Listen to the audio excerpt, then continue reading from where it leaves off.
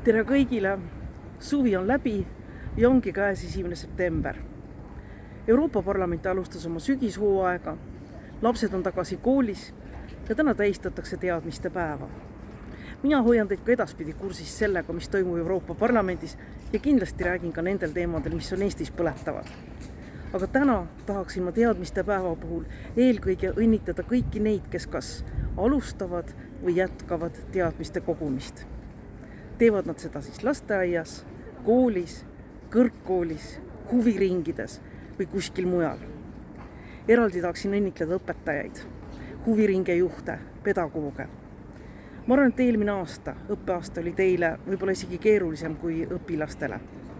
Ma väga loodan, et see aasta saab teie töö olema kergem, et te näete oma lapsi näost näkku, et teil on kergem neid õpetada ja et koolid jäävad avatuks nii kaua, kui see vähegi on võimalik.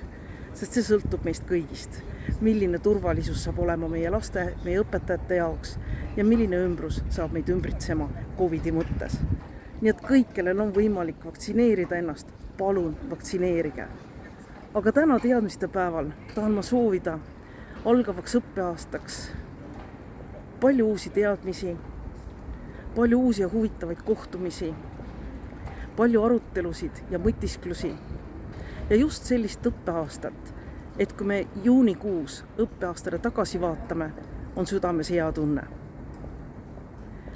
Kõike head teadmiste päeva ja uute kohtumisteni!